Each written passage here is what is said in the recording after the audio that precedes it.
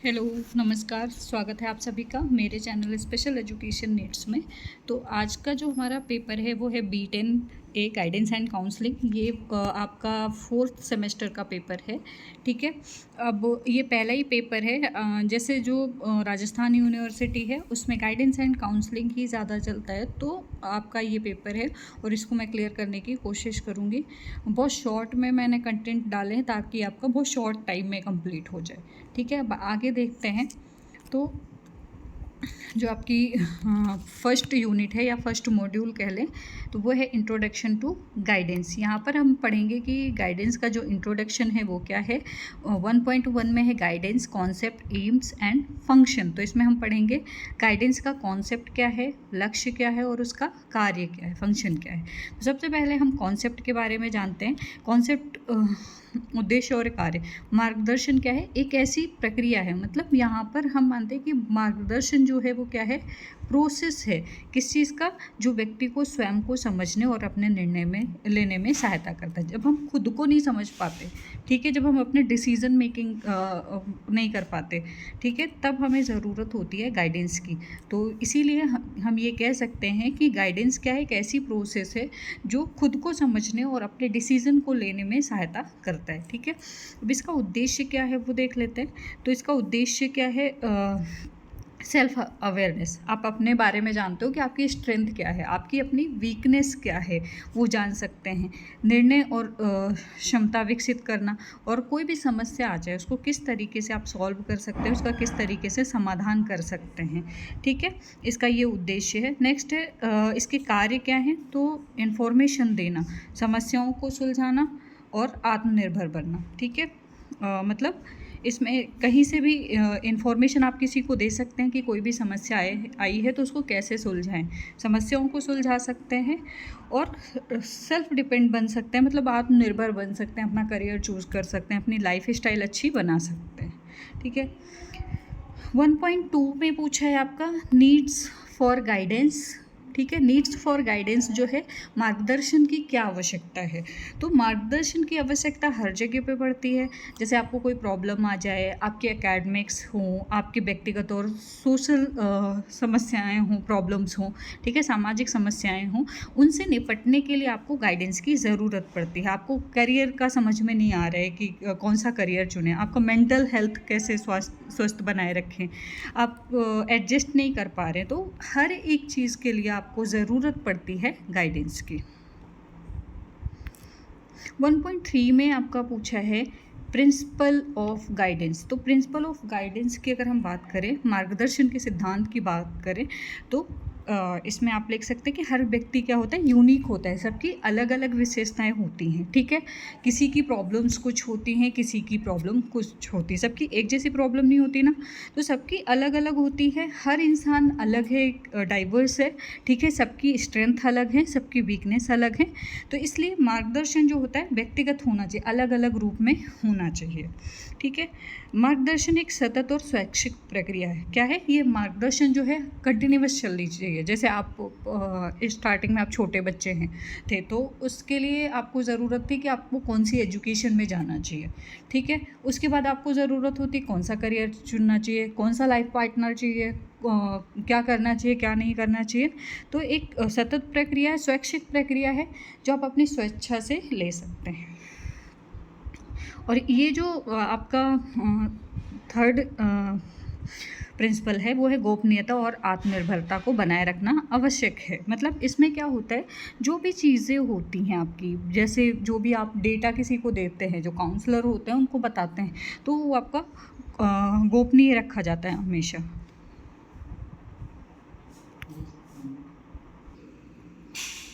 Next point है 1.4 area of guidance and vocational guidance, ठीक है। इसमें areas of guidance, educational guidance, vocational guidance and personal guidance. एक बार जब भी आप कहीं पे पेपर देने जाते हो तो आप अपना सिलेबस ज़रूर चेक करो, क्योंकि आपके जो आधे आंसर होते हैं वो आपके सिलेबस में होते हैं, ठीक है।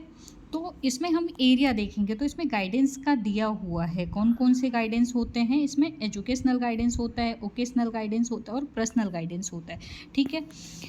हिंदी में बता रही हूँ, हिंदी वालों को काफ़ी दिक्कत हो जाती है, अगर एक भी शब्द हिंदी बोल दो, इंग्लिश बोल दो तो ठीक है, मैं बता दूंगी ज़रूर। तो मार्गदर्शन के क्षेत्र शैक्षणिक मार्गदर्शन, व्यावसायिक मार्गदर्शन और व्यक्तिगत मार्गदर्शन। ठीक है, तो सबसे पहले हम ये देखते हैं ओकेशनल गाइडेंस। ठीक है, ओकेशनल गाइडेंस जो होता है, जैसे कभी किसी को बहुत ज़्यादा दिक्कत होती है सब्जेक्ट को सेलेक्ट करने में, या फिर टेक्निक्स को, स्टडी की टेक्निक्स क्या होनी चाहिए, हम किस तरीके से तैयारी कर सकते हैं, परीक्षा की तैयारी किस तरीके से कर सकते हैं। ठीक है, ये सब चीज़ें जब नहीं समझ में आती हैं तो हम गाइडेंस ले सकते हैं, और उसी को बोलते हैं शैक्षणिक मार्गदर्शन। ठीक है, नेक्स्ट है वोकेशनल मार्गदर्शन, यानी कि वोकेशनल गाइडेंस यानी कि व्यावसायिक मार्गदर्शन। तो इसमें आपको ज़्यादा रुचि और योग्यता के अनुसार सही करियर चुनने में सहायता देता है। ठीक है, जैसे आपको कौन सा करियर चुनना है आपको समझ में नहीं आता, तो उसके लिए आप क्या कर सकते हैं, गाइडेंस ले सकते हैं। नेक्स्ट है व्यक्तिगत मार्गदर्शन। व्यक्तिगत मार्गदर्शन जो है इमोशनल हो सकता है, आपको बहुत ज़्यादा इमोशनल सपोर्ट की ज़रूरत है, आपको बहुत दिक्कत आ रही है। ठीक है, सोशल अगर आप समाज में एडजस्ट नहीं कर पा रहे तो भी आप मार्गदर्शन ले सकते हैं। मानसिक समस्याओं को समझने और हल करने में गाइडेंस जो है वो बहुत ज़्यादा सहायता करता है। नेक्स्ट है 1.4 role of teachers in guidance for student with disability. यहाँ पर पूछा है कि विकलांग छात्रों के लिए मार्गदर्शन में शिक्षकों की क्या भूमिका होती है। तो शिक्षक की भूमिका क्या होती है, जैसे हम क्या करते हैं, जो छात्र होते हैं उनकी आवश्यकताएं क्या होती हैं उसको पहचानने का काम किसका होता है, शिक्षक का होता है। ठीक है, जो सपोर्ट मिलता है एजुकेशन के लिए, जो सपोर्ट देना होता है वो टीचर प्रोवाइड करते हैं। ठीक है, तो शिक्षक छात्रों की विशेष आवश्यकताओं को पहचानते हैं, जो उनकी स्पेशल नीड्स होती है उसको क्या करते हैं, स्पेशल नीड्स को पहचानते हैं और उन्हें उचित सहयोग जो उनको ज़रूरत होती है। एक आपने पढ़ा होगा इक्वालिटी, ठीक है, एक आपने पढ़ा होगा इक्विटी। इक्वालिटी जो होती है आपकी, और जो इक्विटी होती है उसमें डिफरेंस क्या है पता है आप लोगों को।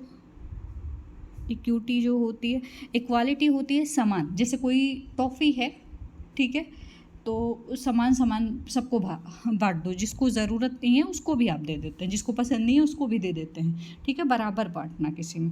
और कोई ऐसी चीज़ अगर हम देखते हैं कि जिसको पसंद नहीं है उसको नहीं दे के दूसरे को देते हैं जिसको ज़्यादा आवश्यकता है, ठीक है, वो होती है इक्विटी। तो इक्विटी जो होती है वो नीड बेस होती है। तो यहाँ पर ज़रूर मतलब अप्रोप्रिएट सपोर्ट की बात की गई है, तो हम अप्रोप्रिएट सपोर्ट प्रोवाइड कर सकते हैं। सहायक तकनीकी का उपयोग करते हैं और आत्मविश्वास बढ़ाते हैं, मतलब जो कॉन्फिडेंस बच्चे का होता है वो टीचर उसको बढ़ाने का काम करते हैं। और असिस्टिव टेक्नोलॉजी की ज़रूरत होती है, उसका भी उपयोग सिखाते हैं। शिक्षक समावेशी शिक्षा को बढ़ावा देते हैं, माता पिता व विशेषज्ञों से संपर्क रखते हैं। ठीक है, इसमें क्या होता है, इंक्लूसिव एजुकेशन को प्रमोट करने का काम कौन करता है, टीचर करता है। ठीक है, पेरेंट्स और स्पेशलिस्ट से कोऑर्डिनेट भी कौन करते हैं, स्पेशल एजुकेटर करते हैं या टीचर करते हैं। ठीक है, तो ये आपका 1.5 कंप्लीट हो गया, यानी कि एक यूनिट आपकी कंप्लीट हो गई। नेक्स्ट हम देखते हैं second module, introduction to counselling. 2.1 है counselling, meaning, nature and characteristic of counselling. तो इसमें हम काउंसलिंग का सबसे पहले अर्थ देखते हैं और उसका नेचर क्या है और उसकी विशेषताएं क्या हैं। नेचर मतलब प्रकृति भी कर सकते हैं, स्वभाव भी कर सकते हैं। ठीक है, तो काउंसलिंग क्या है, एक पेशेवर प्रक्रिया है जिसमें व्यक्ति को उसकी समस्याओं को समझने और समाधान खोजने में सहायता मिलती है। ठीक है, जैसे गाइडेंस आपने पढ़ा, तो गाइडेंस में आपको अगर कोई चीज़ समझ में नहीं आ रही है तो उसके लिए हेल्प मिलती है कि आप किस तरीके से अपना डायरेक्शन चूज़ कर सकते हैं। जैसे 3 डायरेक्शन है, ठीक है, अब आपको जाना यहाँ पर आप खड़े हुए हैं, आपको जाना किस तरफ है, इस तरफ जाना है, इस तरफ जाना है, इस तरफ जाना, आपको समझ में नहीं आ रहा, तो गाइडेंस क्या प्रोवाइड करता है, आपके इंटरेस्ट के अकॉर्डिंग वो आपको करियर चूज़ करने में हेल्प कर सकता है। आप इस तरफ जा सकते हैं, ये आपके लिए सही रास्ता है। ठीक है, लेकिन जो काउंसलिंग होती है, अगर हम काउंसलिंग की बात करें तो ये हेल्प करता है इंडिविजुअल को, मतलब व्यक्तिगत रूप से। जैसे किसी को कोई समस्या आ गई है तो उसको किस तरीके से उसका समाधान खोज सकते हैं, उसमें हेल्प करती है। ठीक है, ये एक सहायक, विश्वासपूर्ण और गोपनीय संबंध होता है। इसमें क्या होता है, ये सपोर्टिव होते हैं, जो भी चीज़ें होती हैं इसमें कॉन्फिडेंशियल होती हैं, कोई किसी का डेटा लीक नहीं कर सकता है, और इसमें मतलब ट्रस्ट होता है। मुख्य विशेषताएं इसकी क्या हैं, समस्या केंद्रित होता है, व्यक्तिगत केंद्रित होता है, पेशेवर होते हैं, इसमें जो भी आपकी काउंसलिंग करते हैं वो पेशेवर होते हैं, और जो भी आपका डेटा होता है वो गोपनीय होता है और सहायता प्रदान करने वाला होता है। ठीक है, ये सारी चीज़ें इसकी कैरेक्टरिस्टिक हैं। नेक्स्ट है 2.2 core condition in counselling, special concern in counselling. ठीक है, अब यहाँ पर काउंसलिंग की मुख्य शर्तें और विशेष चिंताएं क्या हैं। तो काउंसलिंग में कुछ मूल शर्तें होती हैं, जैसे एम्पैथी, बहुत ज़्यादा सहानुभूति दिखाते हैं, यानी कि एम्पैथी दिखाते हैं। सॉरी, ये स्लाइड थोड़ा आगे पीछे हो गई, थोड़ा सा हाँ, सहानुभूति, स्वीकृति और प्रामाणिकता। ठीक है, इसमें क्या क्या होती है, एम्पैथी, एक्सेप्टेंस एंड जेन्युइननेस। मतलब जो भी आपकी काउंसलिंग करे उसको आपके प्रति सहानुभूति होनी चाहिए, वो आपको एक्सेप्ट कर पाए। ठीक है, वो प्रमाण दे कि वो आपका जो भी समस्या है उसका सोल्यूशन ढूंढ के लाएगा। ठीक है, विशेष चिंताएं क्या होंगी, विशेष चिंताएं जैसे भावनात्मक समस्याएं, पारिवारिक तनाव, आत्मविश्वास की कमी, मानसिक स्वास्थ्य से जुड़े मुद्दे। अब भावनात्मक समस्याएं क्या होंगी, जैसे आप किसी के सामने जाएंगे और काउंसलर आपके पास बैठा होगा तो आपको एकदम से उस पर विश्वास नहीं आएगा कि आप ये मेरी प्रॉब्लम सॉल्व कर सकता है। पारिवारिक तनाव हो सकते हैं कि आप काउंसलर के पास जा रहे हो। आत्मविश्वास की कमी हो सकती है क्योंकि आप अपने खुद के मुद्दे सॉल्व नहीं कर सकते। और मानसिक स्वास्थ्य से जुड़े भी जब इतनी सारी चीज़ें होती हैं तो क्या होता है, मेंटल हेल्थ इश्यूज होने की चांसेस बहुत ज़्यादा हो जाती है। ठीक है, 2.3 जो है आपका वो है types of counselling, directive, non directive and eclectic counselling.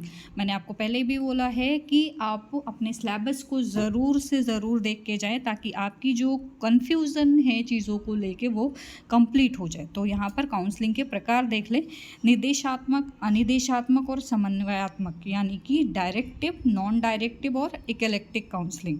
ठीक है, अब यहाँ पर है डायरेक्टिव काउंसलिंग।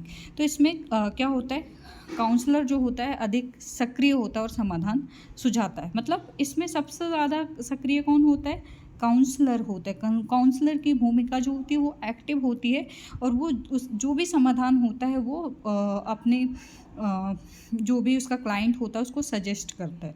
ठीक है, दूसरा है नॉन डायरेक्टिव काउंसलिंग। तो ये व्यक्ति केंद्रित होती है, जहाँ निर्णय लेने की शक्ति क्लाइंट के पास होती है। यहाँ पर डिसीजन किसके पास होता है, पहले में डायरेक्टिव काउंसलिंग में निर्णय लेने का की शक्ति जो होती है, पावर जो होती है वो किसके पास होती है, काउंसलर के पास। और नॉन डायरेक्टिव काउंसलिंग में चाइल्ड सेंटर्ड होता है, इसमें जो बच्चा या क्लाइंट होता है वो अपने डिसीजन खुद ले सकता है। इक्लेक्टिक काउंसलिंग जो होती है दोनों प्रकार का मिश्रण है। ठीक है, ये मिक्स्ड भी बोल सकते हैं, जहाँ स्थिति के अनुसार तरीका बदला जाता है। यहाँ पर काउंसलर भी अगर क्लाइंट डिसीजन नहीं ले पा रहे तो काउंसलर भी डिसीजन लेने का काम करता है। 2.4 है skills and competency of a counselor. ठीक है, आप लोगों ने हिंदी पढ़वा के, हिंदी बुलवा के मेरी सारी इंग्लिश भुलवा दी है। ठीक है, कोई दिक्कत नहीं है, फिर भी skills and competency of a counselor, यहाँ पर काउंसलर के कौशल और क्षमताओं की बात की गई। तो एक काउंसलर में क्या कॉम्पिटेंसी होनी चाहिए, क्या क्या कौशल होने चाहिए, उसके बारे में जानते हैं। तो एक प्रभावी काउंसलर के पास क्या होना चाहिए, सबसे पहले एक्टिव लिसनिंग की बात की गई है। ठीक है, सुनने की, आप दूसरों की बात को सक्रिय होकर सुने। ठीक है, सहानुभूति रखते हो दूसरों के प्रति। ठीक है, प्रॉब्लम एनालिसिस कर पाते हो। ठीक है, प्रॉब्लम का विश्लेषण कर पाते हो कि प्रॉब्लम क्या है, कैसे उसको सॉल्व कर सकते हैं। और सबसे बड़ी चीज़ कॉन्फिडेंशियलिटी स्किल्स होनी चाहिए। मतलब जो भी आपके पास बातें आए, जो भी डेटा है, उसको लीक नहीं करें। ठीक है, ये स्किल्स आपके पास होनी चाहिए। अन्य क्षमताएं क्या हो सकती हैं, आपकी कम्युनिकेशन स्किल्स अच्छी होनी चाहिए। ठीक है, पेशेंस लेवल आपका अच्छा होना चाहिए, क्योंकि बहुत बार क्लाइंट भड़क जाते हैं या बहुत टाइम लग जाता है, तो ऐसे सिचुएशन में आपको धैर्य रखना पड़ता है। ठीक है, निर्णय लेने की जो आपकी क्षमता है वो अच्छी होनी चाहिए और जो आपका बिहेवियर है वो एथिकल होना चाहिए। ठीक है, नैतिक व्यवहार होना चाहिए। 2.5 है professional ethics of a accounts. तो यहाँ पर काउंसलर की व्यावसायिक आचार संहिता क्या होती है, सबसे पहले वही चीज़ें लगभग मिलती जुलती हैं। तो काउंसलर को सबसे पहले जो भी चीज़ें हो वो कॉन्फिडेंशियल रखनी चाहिए, गोपनीयता बनाए रखनी चाहिए। किसी भी प्रकार का भेदभाव, मतलब कोई जैसे 2 क्लाइंट आ गए तो एक को आप ज़्यादा टाइम दे रहे हैं, एक को कम दे रहे हैं, उसकी जैसी नीड है उसके अनुसार देना चाहिए। ये नहीं कि आप भेदभाव करो, ठीक है, इनकी काउंसलिंग कर सकते हो, इनकी नहीं कर सकते हो, ऐसा कुछ नहीं होना चाहिए। ईमानदारी होनी चाहिए, ठीक है, सम्मान की भावना होनी चाहिए, व्यावसायिक सीमाओं का पालन, जो भी प्रोफेशनल एथिक्स हैं उनका पालन करना चाहिए। प्रोफेशनल बाउंड्रीज़ हैं वो बहुत ज़्यादा आवश्यक होती हैं, ठीक है, तो उनको उनकी गरिमा में रहकर काम करना चाहिए। मॉड्यूल 3 जो है आपका enhancing self image and self esteem. तो यहाँ पर concept of self as human पूछा गया है, ठीक है। मनुष्य के रूप में आत्म की, मतलब खुद की जो संकल्पना है वो क्या हो, ठीक है। तो मनुष्य के रूप में आत्म की पहचान करना, मतलब आप सेल्फ को आइडेंटिफाई करें, अपने विचारों, आपके जो थॉट हैं, भावनाएं हैं, व्यवहार हैं, उनको समझें। और आत्मसंकल्पना, मतलब जो आत्मसंकल्पना होती है वो क्या होती है, जब हम किसी मतलब पहचान कर पाते हैं कि हम क्या हैं, हमारे थॉट प्रोसेस क्या है, हमारे इमोशन क्या हैं, हमारे व्यवहार क्या हैं, तो हम क्या कर सकते हैं, सेल्फ को, मतलब concept of self as human को समझ सकते हैं, ठीक है। ये आत्म स्वीकृति और आत्म मूल्य को बढ़ाने में सहायक होती है। इसमें क्या होता है, हम खुद के डिसीजन ले सकते हैं, खुद को एक्सेप्ट कर सकते हैं, ठीक है, अपने खुद के मूल्य को बढ़ा सकते हैं। तो ये सारी चीज़ें इसमें हम कर सकते हैं। नेक्स्ट है understanding of feelings and change, ठीक है। Understanding of feelings and change, भावनाओं और परिवर्तन की समझ, भावनाओं को पहचानना, उन्हें स्वीकार करना और सकारात्मक रूप से निपटना आवश्यक है। तो इसमें इट इज़ इम्पॉर्टेंट, इसमें क्या होगा, हम जब भी काउंसलिंग कर रहे हो तो दूसरों की भावनाओं को पहचानें, उन्हें वैसे एक्सेप्ट करें जैसे वो हैं, और सकारात्मक रूप से जो भी हम उनको सजेशन दें कि किस तरीके से वो अपने प्रॉब्लम से निपट सकते हैं, वो सकारात्मक रूप से होना चाहिए, ठीक है। परिवर्तन जीवन का हिस्सा है, मतलब चेंज क्या है, हमेशा मतलब जीवन का हिस्सा है, पार्ट्स ऑफ लाइफ है, ठीक है। इसके अनुसार हमेशा खुद को ढालना चाहिए। जैसे आप फैशन ट्रेंड की बात ले लें तो हमेशा क्या होता है, वो बदलता रहता है। अगर आप एक ही फैशन को लेते चलते रहेंगे तो लोग आपको क्या बोलेंगे कि बहुत अजीब हैं, बहुत पता नहीं, अपने ज़माने से निकल के बाहर नहीं बढ़ सकते, ठीक है। तो जैसा चेंज होता रहता है वैसे उसके अनुसार आपको आगे बढ़ना चाहिए। फ्लेक्सिबिलिटी होनी चाहिए, मेंटल फ्लेक्सिबिलिटी, ठीक है, बहुत ज़्यादा ज़रूरी है। Developing mental health and कॉपिंग skills, यहाँ पर है developing mental health and कॉपिंग skills. तो मानसिक स्वास्थ्य और सामना करने के कौशल का विकास। मानसिक स्वास्थ्य अच्छे विचारों और भावनाओं, व्यवहार के संतुलन से जुड़ा होता है। कब होता है मानसिक स्वास्थ्य अच्छा, जब आप अपने थॉट को किसी के सामने प्रेजेंट कर सकते हो, किसी से डिस्कस कर सकते हो, कह सकते हो, अपने इमोशन को शेयर कर सकते हो, और जिससे क्या होता है, आपके व्यवहार में संतुलन होता है, ठीक है। बिहेवियर जो होता है आपका बैलेंस होता है। बहुत बार हमारे मन में बहुत सारी चीज़ें भरी रहती हैं, तो क्या होता है, हम अपनी चीज़ें किसी से कह नहीं पाते, तो हम बहुत घुट घुट के रहते हैं। लेकिन अगर वही चीज़ हम किसी से डिस्कस कर लेते हैं तो क्या होता है, वो चीज़ आपका मतलब उसका सोल्यूशन भी मिल जाता है, और मेंटल हेल्थ भी आपका अच्छा हो जाता है, ठीक है। सामना करने के कौशल, जैसे अगर इसमें है तनाव प्रबंधन, मतलब जब बहुत ज़्यादा आपको स्ट्रेस हो तो स्ट्रेस मैनेजमेंट की ज़रूरत होती है। सकारात्मक सोच की ज़रूरत होती है। आत्मनियंत्रण और विकसित करना ज़रूरी है। मतलब इसमें क्या क्या ज़रूरी है, अगर हम कॉपिंग स्किल्स की बात करें तो स्ट्रेस मैनेजमेंट होना ज़रूरी है, पॉजिटिव सोच की ज़रूरत पड़ती है, सेल्फ कंट्रोल की ज़रूरत पड़ती है, आपको कब हंसना है, कब रोना है, ये सारी चीज़ें, आप ज़्यादा रो नहीं किसी के सामने, या फिर मतलब खुद को कंट्रोल कैसे करें उसके बारे में बात करें, तो ये सब चीज़ें विकसित होनी ज़रूरी है। 3.4 है पर्सनालिटी डेवलपमेंट। इसमें व्यक्तित्व का विकास। तो अगर हम व्यक्तित्व के विकास के बारे में बात करें तो क्या होता है, वो ओवरऑल डेवलपमेंट, ठीक है। ओवरऑल डेवलपमेंट का मतलब क्या होता है, मतलब संपूर्ण विकास। ठीक है, अब संपूर्ण विकास जो होता है उसमें शारीरिक हो, व्यक्तिगत हो, मानसिक हो, सामाजिक हो, भावनात्मक हो, ठीक है, जितने टाइप्स ऑफ डेवलपमेंट होते हैं वो सारे ही आते हैं। तो इन सब चीज़ों का विकास होना ज़रूरी है। उसके अलावा सेल्फ कॉन्फिडेंस हो, सोशल स्किल्स हो, लीडरशिप एबिलिटी हो, ठीक है, एथिक्स हो, मोरल डेवलपमेंट हो, ठीक है, ये जितनी भी चीज़ें हैं वो डेवलप होनी चाहिए। 3.5 है role of teacher in developing self esteem in children. ठीक है, अब यहाँ बच्चों में आत्मसम्मान विकसित करने में शिक्षक की क्या भूमिका होती है। ठीक है, तो शिक्षक की भूमिका क्या होती है, हम ज़्यादा से ज़्यादा बच्चे को क्या करेंगे, चिल्ड्रन की सेल्फ एस्टीम को बूस्ट करने का काम करेंगे, उनकी सराहना करेंगे, ठीक है, समर्थन करेंगे, वो कोई काम करेंगे तो उसमें सपोर्ट करेंगे, और जब भी वो कोई काम करें तो उसके लिए पॉजिटिव फीडबैक देना बहुत ज़्यादा ज़रूरी है। ठीक है, वह बच्चों की क्षमताओं में विश्वास जगाते हैं। मतलब अगर बच्चा, ये हम कहते हैं कि आपसे नहीं होगा, अगर बच्चा कोई काम कर रहा है तो ये बोल देंगे आपसे नहीं होगा, तो वो नहीं कर पाएगा। तो हमें हमेशा क्या करना चाहिए, आप कर लेंगे, जो भी होगा, जो आपके पास चैलेंजेस आएंगे उनसे आप निपट सकते हैं। ठीक है, तो इस तरीके से क्या होगा, सेल्फ एस्टीम बढ़ेगी बच्चे की। नेक्स्ट है module 4, approaches and services offered in guidance and counselling. 4.1 में पूछा है approach child centre, supportive and family.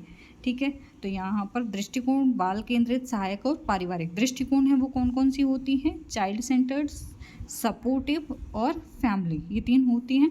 ठीक है, तो सबसे पहले हम बाल केंद्रित दृष्टिकोण देखते हैं। इसमें क्या होता है, अगर चाइल्ड सेंटर्ड की बात की गई तो यहाँ पर बच्चों की नीड आ जाएगी। ठीक है, उनकी जो रुचियाँ हैं, मतलब उनका जो व्यक्तिगत होता है उसको हमें ध्यान में रखने की ज़रूरत होती है। क्षमताओं का केंद्र, उनकी क्षमताएं क्या हैं, इन सब चीज़ों को ध्यान में रखा जाता है। सहायक की बात करें तो दृष्टिकोण में बच्चों की समस्याओं का सामना करने में सहयोग दिया जाता है। इसमें बच्चों के सामने कोई भी समस्या आती है तो उससे वो किस तरीके से निपट सकते हैं, किस तरीके से वो आगे बढ़ सकते हैं, इसमें सहायक होता है। पारिवारिक दृष्टिकोण में, इसमें क्योंकि पेरेंट्स पहला स्कूल होता है, पेरेंट्स जो होते हैं पहले टीचर्स होते हैं, फैमिली जो होती है पहला स्कूल होता है बच्चे का, ऐसा माना जाता है। तो परिवार के लोग जो हैं उनको मार्गदर्शन की प्रक्रिया में, गाइडेंस की प्रोसेस में हमेशा शामिल करना चाहिए, क्योंकि उनको ज़्यादा अच्छे से पता होता है कि बच्चे की स्ट्रेंथ और वीकनेस क्या होती हैं। Service offered in guidance and counselling, placement service, मार्गदर्शन और काउंसलिंग में दी जाने वाली सेवाएं। तो सबसे पहले प्लेसमेंट सेवा है। प्लेसमेंट क्या होता है, जब हम जॉब कर लेते हैं उसके बाद अगर स्कूल आपको कहीं से, या आपका कॉलेज, जैसे अभी आपकी बीएड कंप्लीट हो गई तो आपका कॉलेज अगर आपको किसी स्कूल में अपने रिकमेंडेशन पे भेजता है और वहाँ पर मतलब आपको प्लेस करवाता है, जॉब दिलवाता है, तो वो होगी आपकी प्लेसमेंट सेवा। तो इसके अंतर्गत छात्रों की, उनकी जो योग्यता होती है, रुचि होती है, उसके अनुसार शिक्षा और नौकरी के अवसरों में जोड़ा जाता है। ठीक है, ये क्या होता है, करियर को चुनने और भविष्य की योजना बनाने में मदद करती है। प्लेसमेंट जो होता है, करियर चूज कर सकते हैं और भविष्य में हमें क्या करना है उस चीज़ में बहुत ज़्यादा मदद करता है। Service offered in guidance and counselling, remedial service. ठीक है, अब जो सर्विस है वो रेमेडियल सर्विस, तो रेमेडियल सर्विस क्या होता है, मार्गदर्शन और काउंसलिंग में दी जाने वाली सुधारात्मक सेवाएं जो होती हैं वो होती हैं। तो इस सेवा का उद्देश्य होता है छात्रों की शैक्षणिक, मतलब जो उनके एकेडमिक होती है, सोशल होती है, भावनात्मक होती है, उस समस्याओं को किस तरीके से सुधार सकते हैं। अगर किसी में दिक्कत आ रही है, जैसे कोई फॉर एग्जांपल कोई एक बच्चा है जिसको एकेडमिक्स में प्रॉब्लम्स आ रही है, तो उसका हम प्लेसमेंट नहीं करवा सकते ना, उसके लिए हम क्या करेंगे, रेमेडियल सर्विस तैयार करेंगे। ठीक है, जहाँ पर दिक्कत आती है उसको सुधार करने के लिए जो भी प्लान बनाते हैं वो रेमेडियल प्लान या रेमेडियल सर्विस होती है।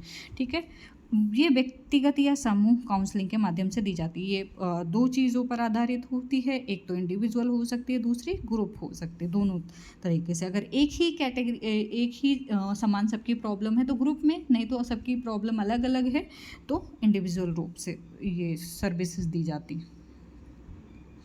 4.4 है आपका, एक सेकेंड,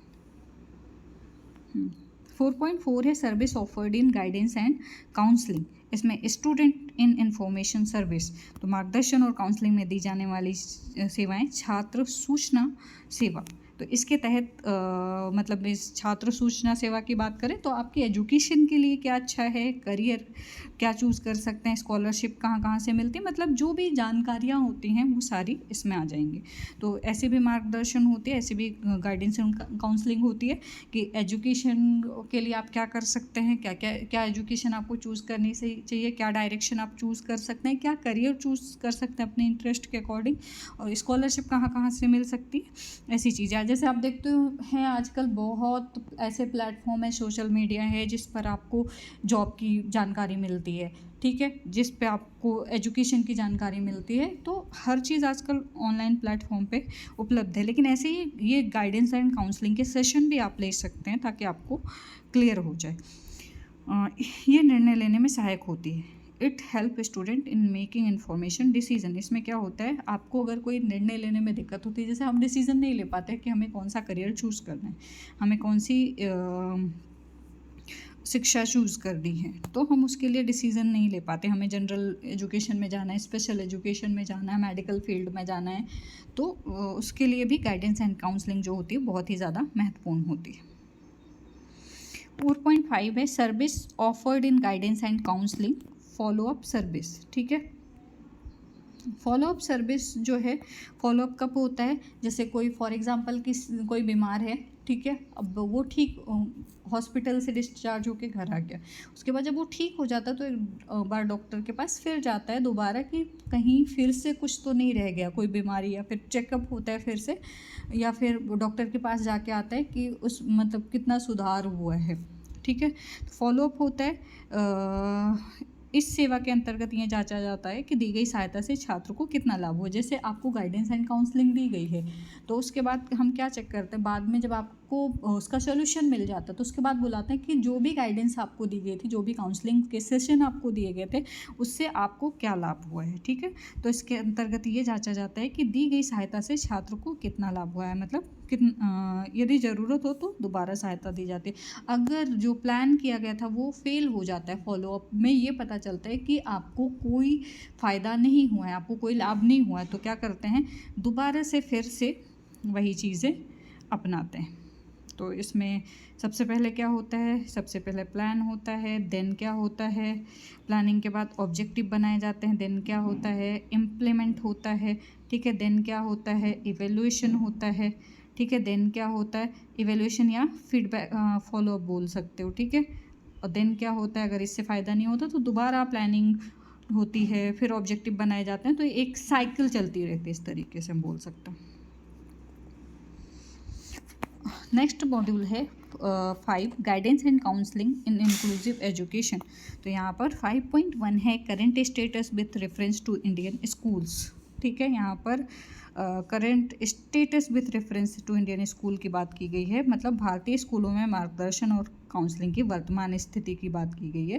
तो अधिकांश जो भारतीय स्कूल हैं उसमें मार्गदर्शन की सेवाएं जो है वो सीमित हैं, लिमिटेड हैं। मतलब अभी आप देखते होंगे जहाँ भी जाते हैं आपको गाइडेंस नहीं मिलती है, क्लासेस तो मिलेंगी लेकिन गाइडेंस की जो सेवाएं हैं वो सीमित हैं, क्योंकि जो प्रशिक्षित काउंसलर हैं उनकी कहीं ना कहीं कमी होती है।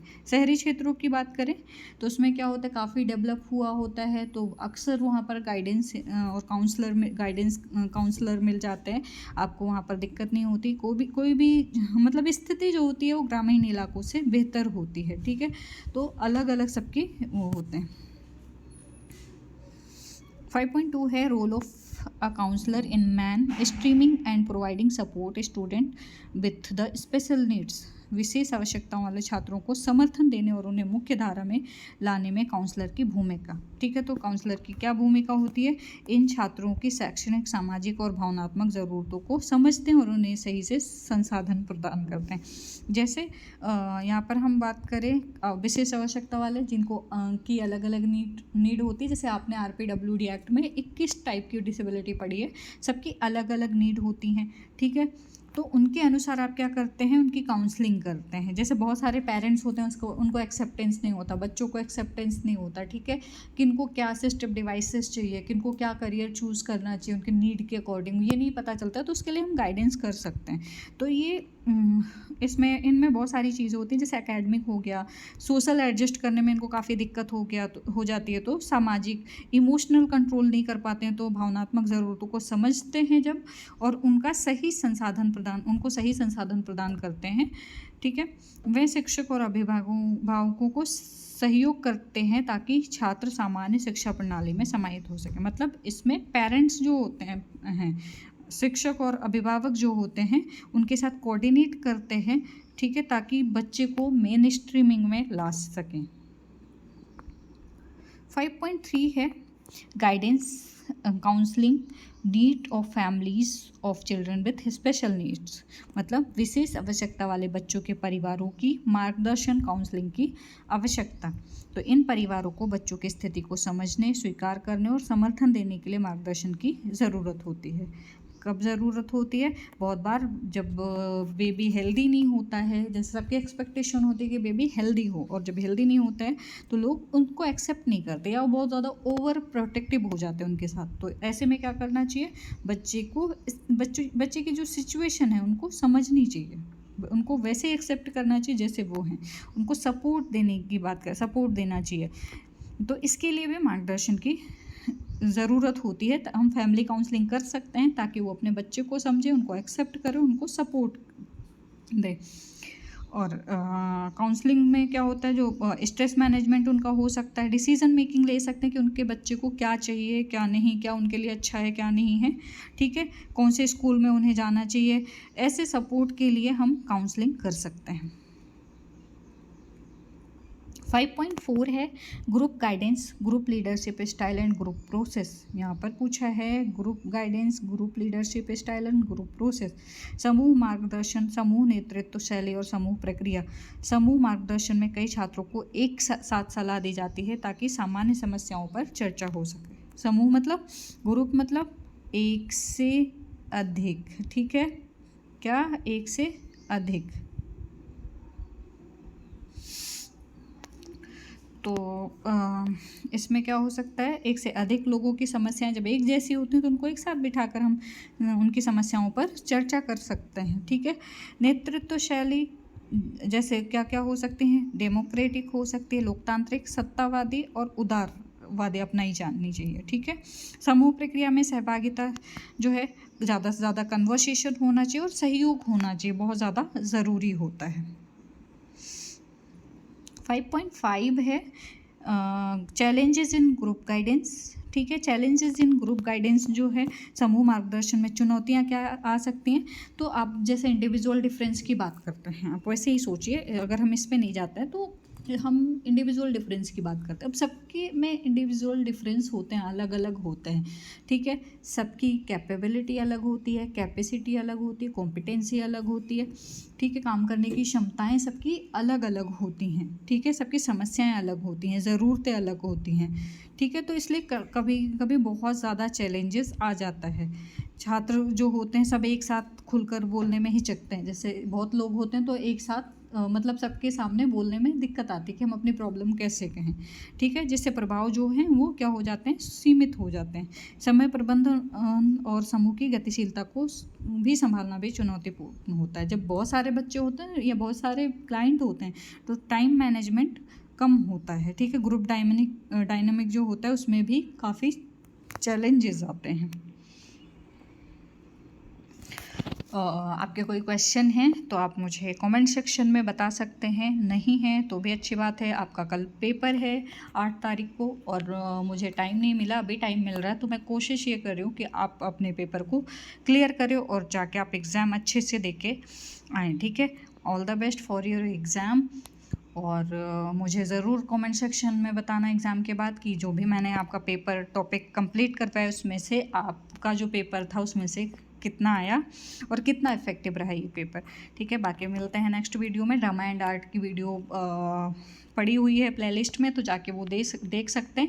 एक पेपर और आपका बच रहा है, guidance and counselling, basic research and statistic, तो मैं कोशिश करूँगी वो भी पेपर मैं आपका कंप्लीट करवा दूँ, ठीक है। Thank you so much and बने रहिए ऐसे मेरे चैनल पे, ऐसे ही प्यार देते रहिए और ज़्यादा से ज़्यादा लाइक शेयर करिए, ठीक है। शेयर करिए, सब्सक्राइब बढ़वाइए प्लीज़। अगर आप इस वीडियो को देख रहे हैं तो सब्सक्राइब ज़रूर करें, शेयर ज़रूर करें, लाइक ज़रूर करें, ताकि मुझे भी मोटिवेशन मिले और मैं जल्दी जल्दी से आपके सारे पेपर कंप्लीट करवा दूँ। Thank you.